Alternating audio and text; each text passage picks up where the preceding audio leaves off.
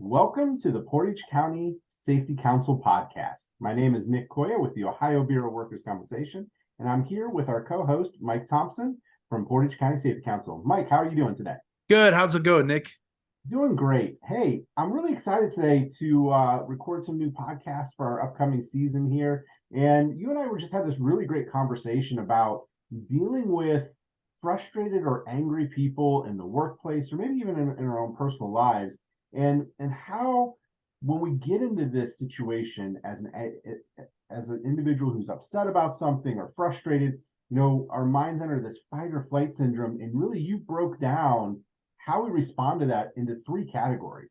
So can you talk just a little bit about what those three categories are? Because I really want to dive into that, about how our listeners can really employ some of these tools in their workplace, in their daily lives. Yeah, Nick. So we all know the term de-escalation, right? And there's all kinds of different techniques like lower your voice, get the same level, and all those are great. But what we're talking about is when someone's angry or contentious at the point of we're not sure what they're going to do. Are they going to attack us? Or are they going to walk out? We're not really sure. And so I do want to put this out there. If anytime you feel the other person's a threat, please protect yourself, avoid the situation, and call authorities, call 911, deal with it, call security if you have that at your work site. Don't put yourself at risk. I just want to put that out there to make sure that's not what we're talking about. When I'm talking about the beginning phases, when people start to get frustrated, they start to get contentious, and you start to see anger begin to rise up. Not when they hit rage. When they hit rage, there's nothing you're going to be able to do to talk to them. At that point, you want to make sure you're safe and your employees are safe and all that. So I just want to put that disclaimer out there. But as you know, Nick, I've worked with people in really tough situations for several years with the agency, along with the Safety Council, and homeless vets, homeless families, single moms, men with the veterans. I mean, just every type and shadow shape of person you can think of.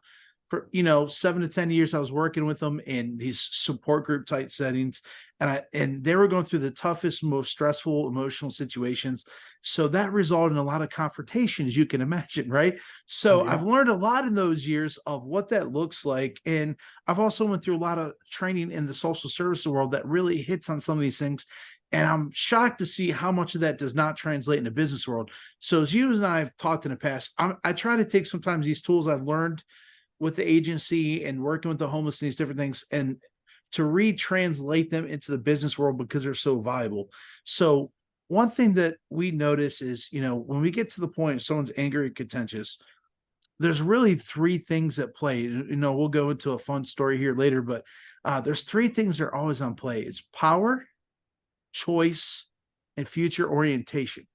Okay. And we never think about, and I just want to put this out, the worst thing that you could do in most situations to someone that's angry or contentious is try to mimic the same anger that they have. Okay. So, and we have these mirror neurons in our brain that want us to respond in the same exact way of something that's happening to us. And so someone's coming up and their arms are flailing or doing all this stuff, and our instant responses do the same thing back.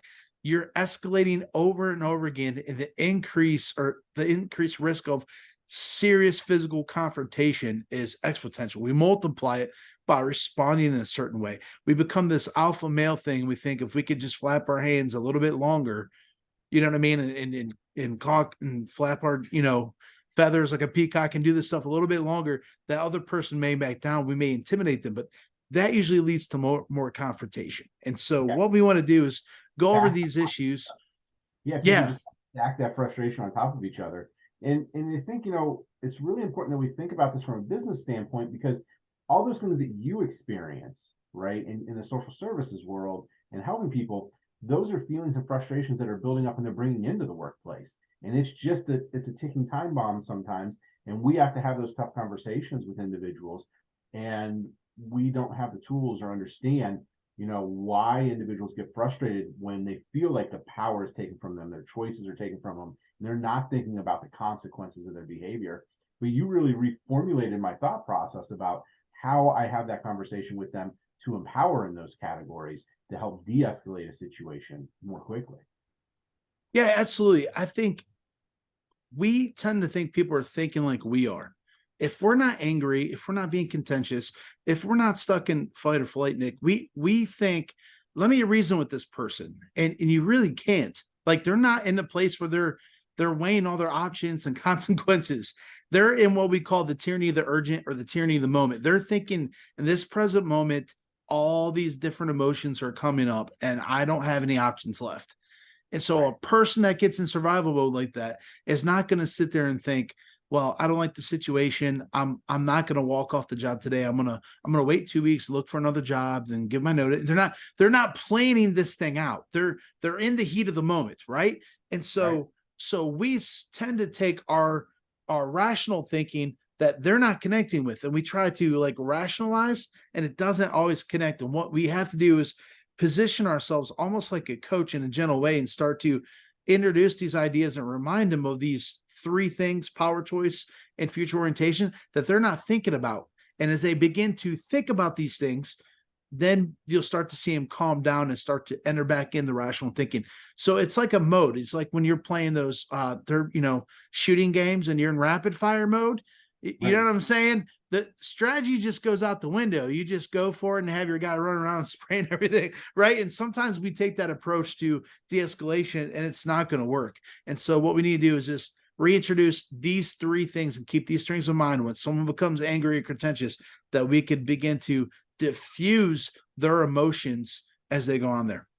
When you're in that high stress situation and you are frustrated, you're the frustrated person. It's nothing worse than feeling like all the power in the world's been taken from you and you have nothing left to do. And I think that's one of the areas to really dive into is, what happens when we don't have that power? The power's been taken from us. The person across the table seems like they're controlling the field. They're making all the decisions and calls. And you feel like you're really backed into a corner, right? You're backed in a corner and you come out swinging at that point. So, talk a little bit about that, about how we can give them at least the feeling of having some power back in that discussion. Nick, all anger is rooted in fear. 100%. Now, there could be some cultural things going on and some environmental things that influence that, drugs, alcohol, different things, and people, nagging other people on and things like that. But ultimately, all anger is rooted in fear. I can't control what's going on right now. And so I feel like my only option left is to muster up this rage and take control of the atmosphere physically. And if I don't, I'm going to be victimized. So all anger, it's important to remember, that is rooted in fear. And when you deal with the fear, the anger automatically just dissipate and de-escalate itself. And so that's that first point that we talked about, power.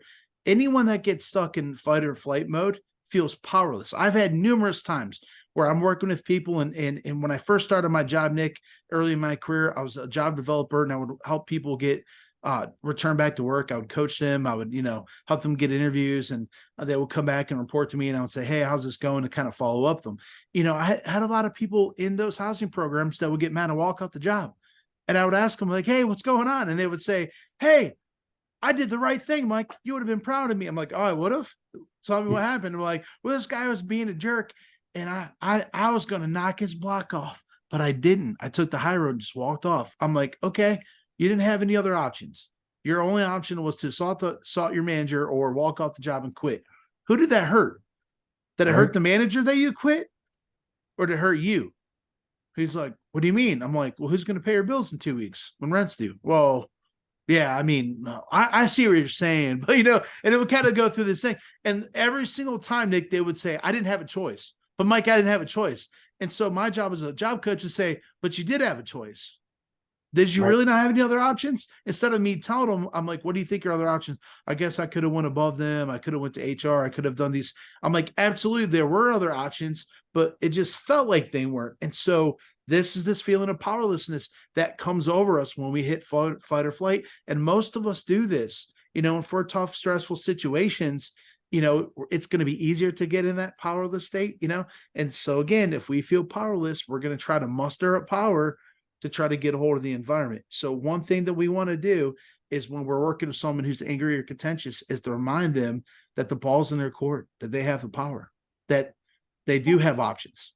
Yeah. And I think that leads into the choices piece, right? Like when we're frustrated or you're in the heat of the moment, or even, just we're just working on a project and you're really deep into a project, we may not see the other options that exist around us, and it's the same thing when somebody's frustrated with a situation they're dealing with. What seems like simple options to you and I from the outside aren't simple options in the heat of the moment, and they don't know what their choices are. And so I think we have to empower them. And you talked a little bit about that, empowering them and giving them the ability to make choices, but outlining those choices for them so that they know what their real options are. Yeah, I got a great story with this too. There's a company called Cincinnati Works based out of Cincinnati. Obviously, they're an employment agency, and they have a program, Nick, called Call Before You Quit. Call Before You Quit. Do you know, since instilling this program, only one person, they have a book out at the writing of that book, has ever called them before they walked off the job or got into a fight and actually quit the job? And this is unheard of in the social service world, right? They're one of the only ones doing it. You know how they do it? If they call, if you get in, let's say your supervisor, you get angry at him, instead of walking off the job, they say, before you walk off, call this hotline. They call the hotline. The person on the other end's a job coach and says, okay, I understand why you're upset, but how do you think you should work this out? Is there anyone you could go? And they start to coach them through their options and let them know that, hey, you have choices. Because again, once we hit that feeling of powerlessness, I don't have a choice, Mike. I'm either knocking this guy out or I'm taking off. That's the only two options. That's the only choice. And we say, no. Can you go to HR right now? Can you talk to a supervisor above their head? Can you just take a deep breath and go walk outside for 10 minutes, then come back and maybe talk to them after you calm down a little bit? Let's work this thing out. That agency in Cincinnati was so successful because they literally figured this out, that if they could get people in the heat of the moment to listen to to make them feel empowered as if they do have a choice, they wouldn't quit their job. So their success rate was like none other job program out there.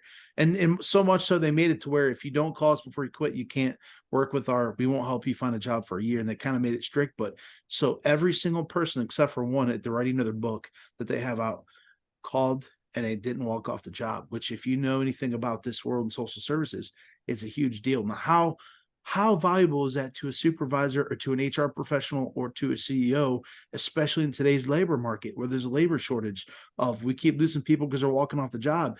Maybe we need to figure out how to communicate with them better.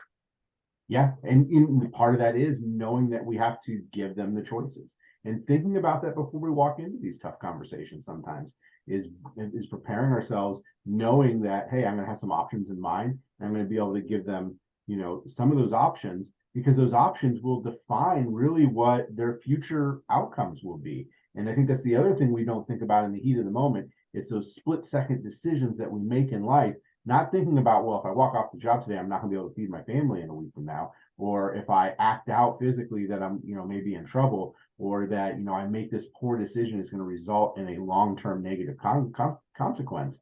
We're really just focusing on the immediate gratification. So future orientation is another piece that we have to bring forward to those individuals and let them understand, let's slow down and make a choice that's going to be best for the long-term choices for you. And this is a little side note, Nick, but this is a good warning for all supervisors, HR, CEOs that want to retain their employees. If you offend someone, especially a middle-class person that doesn't deal with anger issues, that typically is not going to show you their anger, they will actually just get angry on the inside and not respond in anger, which is not what we're talking about today, but I do want to throw this out there because it's valuable. And they will secretly, the term quiet quitting, they will quietly quit and they'll start mapping on other jobs and they won't quit until they get another job. And you have no idea they're doing it because they don't want to tell you because they're afraid of backlash. This is a whole nother topic, but in the same way, when we're dealing again, to get back on topic with the angry employees and the contentious employees, in fight or flight, are we thinking about our future? We are not. We are not thinking about our future. We're in the tyranny of the urgent or the tyranny of the moment, depending on what program you're coming out. And if you're using COVID language, it'd be tyranny of the urgent. We're in this urgent situation, and all we can think about is, I'm in a fire. How do I put this fire out? And we're not thinking about future consequences. So one thing as people, as supervisors, as job coaches, as whatever it is, as friends to people that do this in their personal life, is to slow people down and remind them of their choice of fight or flight, what the consequences are going to be. Because I'm telling you, even though you think they know better and they got a good head on their shoulder, if they're in that fit of anger or rage, they are not thinking about their future consequences, or they would have never let them get themselves that far. So reminding them in there, hey, if you do this, A, B, and C is going to happen. And Yeah. also the positive, if you do this, this is going to happen, which leads into our last thing. Yeah, that's really, how do we tie this all together in a statement? How do we deliver this message to them and make sure that we're covering all of our bases? And really, it's not as complicated as it sounds. It's a deep conversation to understand all three areas. The tying it together at the very end is pretty simple.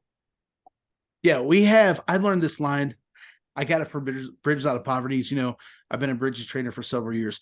And people are like, what does poverty have to do with my manufacturing company? I'm going to tell you, just listen. It's great. Right. So it's this one liner that I never believed in until I actually used it, until it actually worked. And it worked. And I said, oh my goodness, I actually believe in what I've been teaching the whole time. I know it breaks every trainer law. You first got to live the truth before you preach it, I guess. But in this situation, I did not. It was a can training.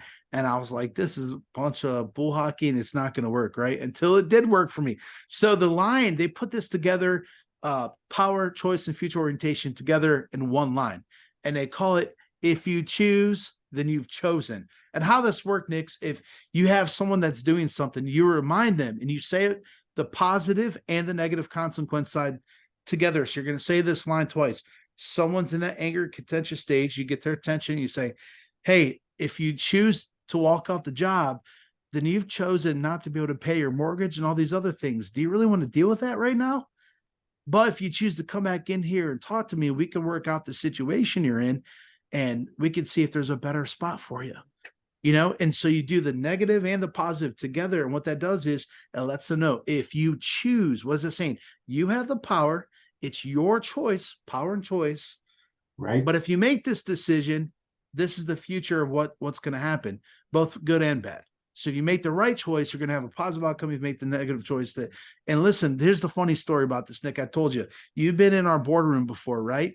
And so we got this really long table, like 20 some seats around it. And we're a nonprofit, so it's kind of old school. You know how it is. We've got all the fancy stuff. They got these. Do you remember those bright orange fuzzy chairs, the rolling chairs that we have? Well, when I'm in my 30s and I first started my career out, we're in the boardroom and there's three of us in there.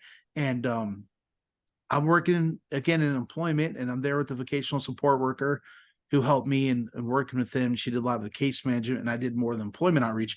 So we're in there with this gentleman, and like, he thinks, I already talked to him in a meeting. And I called him, previously and said, hey, we're going to meet to kind of go over the job program results that you're a part of and kind of do a follow-up and see how we can help you. And he's like, well, what for? And I'm like, well, just to go over the results. And he didn't believe me. So he came into this meeting. He was already fired up. He came into this meeting thinking we're going to kick him out of his housing. I didn't even have the authority to do that. Like he came in here and he's very contentious right off the rip.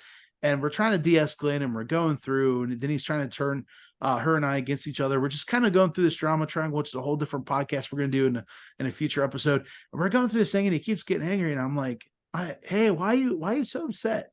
He's like, because you're going to get me kicked out of my housing. I'm like, I'm not going to get you kicked out of your housing. I can't even do it. I'm trying to actually help you keep your housing, because he was in an employment-based housing program. So you know what I mean? So he had to be in some kind of program or actively pursuing employment to keep his housing. And so to make a long story short, he was not buying it. So at one point he gets mad. He punches the table, and I was trying to de-escalate the entire time. And he punches the table. And he's like, F you, I'm out of here. And I'm like, I'm getting fired today. The first thought in my head is like, I'm getting fired. What the heck? This is the first time it's happened. I'm like, I'm done. Oh, this is terrible. So he gets up and he starts walking around that large boardroom table. And there's all there, like I said, there's about 20 some chairs around that boardroom table. And so there's some obstacles in his way. He starts coming around. Well, he walks, I'm on the complete opposite side. He gets all the way around. And Right. I was trying to de-escalate. I'm like, calm down, take a breath. We're here to try to help you. He's not really listening to any, but he does stop himself. So he hits flight or flight. He decides he's going to fight me because he comes marching around that table after me. And the only thing I could do, Nick, is like, I'm getting fired today. and I'm not allowed to fight back. I already went through training. I'm not allowed to do any of this stuff and defend myself. So all I kept thinking about, because I'm a 90s kid, right? And if you remember, Right. every boy's favorite show was Baywatch back then. And he had David Hasselhoff and Mitch had that rescue can. I just looked it up before we get on here. Little Yeah. like flotation thing. It was plastic. And every Right. time a bad guy would come up to try to get a hold of Hasselhoff, what would he do, Nick? What He'd would he hit him do with, with that he'd rescue hit him with can? it. He hit him with it, hit him right in his stomach with it, right? Right. and then I was like, man, I don't want to do this. I'm gonna get fired. I'm gonna have to get my Hasselhoff on. I'm just gonna have to Mitch this guy with this like chair, these rolling chairs, just like two left, and there's one right in front of me. So I just grabbed the back of the chairs. I'm continuing trying to de-escalate him. And my thing is, if this guy keeps going, I'm just gonna roll into his legs and trip him and run out the back door and call 911 because I don't want to get in trouble. I don't want anyone to get hurt, and maybe lock the door behind us or something. I'm trying to, like, all these scenarios are running through my mind in this couple seconds. And so he comes around there, and I'm holding that chair, and I'm like, Lord, please don't let him come any further. I don't want to have to do this. I don't want to have to get Hasselhoff on him, you know? And although it'd be a fun story to tell. So he gets to a point where he's still angry. He's got clenched fist. He's spitting, yelling all over the place. He turns around, he walks back around the table, and he heads for the door, which is closed. And he comes in there, and then he gets ready. He's like, and I'm still trying to like calm him down. And another lady I'm working with is like terrified. And I'm just like, where she's looking at me like, what just happened? Is he gonna go on a rampage throughout the office? So he's like cussing, and I was like, hey, you don't want to do this kind of thing, you know? And he's just like, F off. And then he went to go grab the door handle. His hand comes up like this. And I just say, hey, if you choose to walk out that door, then you've chosen to lose your housing. And there's nothing I could do to protect you or help you at that point. But if you choose to calm down and sit here and just work this thing out with us, I promise you we'll do everything we can within our power to keep your housing. I was like, the choice is yours. The ball's in your court. You make your mind up. But if you choose to come back here, I'm on your side. You walk out that door, there's nothing either of us could do for you. And so we just left it at that. So his hand came up and it rolled dramatically, and like he was gonna grab the door and like rip the door open. He like stopped. He turns around, takes a deep breath. He's like, oh, walks slowly back, sits down, and actually had a conversation with us. And at the end of the meeting, we're like, was that bad? Are we that bad at people? And he's like, I'm sorry. And you know what? He got a job. We helped him get a job, and he went on to better jobs, making more money, completely out of the program, not dependent on the system anymore. And that was the only confrontation we had with him. Now, if we weren't going through the training and that person would have became homeless, Nick, and I don't know where that man would have been, but now I know he's thriving and he's got a home. You know, I see him around town sometimes. He's still doing it. He's still doing it. But if we would have if I would have bucked up to him and tried to be the bigger man, like we see a lot of construction manufacturing sites, guess what happened? His life could have been ruined in that moment. And so how we approach people in these situations, it doesn't matter if we're the supervisor and we have the right. I have the right to be justified that this man's going to come around and feel like I'm being assaulted. I could justify every excuse in the world, but that's not my goal. My goal is to make him a better person or get to that better place.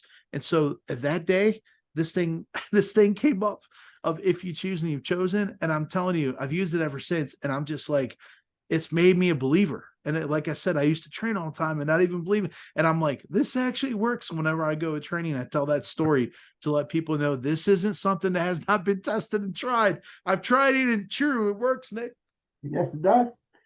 So really to recap for our listeners then, it's about power, choice, and future orientation, and giving those in a statement back to the employee or the person who's in that state of fight or flight to really bring them back into the scenario to make good decisions, to really help both of you be successful at the end of the day. Yes. And Nick, what we're not saying is if you're at risk, again, if you're at risk and you feel like you're in imminent danger, there's times where I've had clients where I really felt like I was going to be, if I pushed the situation, I was going to be injured. They were going to be injured. So I just let the person go. So I'm not telling you otherwise. If you feel you're in danger, call authorities, call 911. But there's a situation where it's not yet to that point that you could use these tools. Again, remind them that they're powerful and their decisions do matter. They have the choice to make the right or wrong decision. and remind them of the consequence of those decisions, both good or bad. And that could help you de-escalate the situation and save some of your best employees. Mike, thank you so much for sharing this with us today. I think it's a great story and it's a great tool that we can add to our arsenal. I call it our toolbox that we carry with us every day. And this is just the first of many conversations that we're going to have around some of these additional new tools that we want to talk about in this upcoming year here with the Portage County Safety Council podcast. I'm excited to dive into some other pieces while we continue on safety and really just human resource management and risk management. And this is part of managing those risks in the organization. So thanks again for doing this podcast with me today. To all of our listeners out there, have a wonderful week and be safe.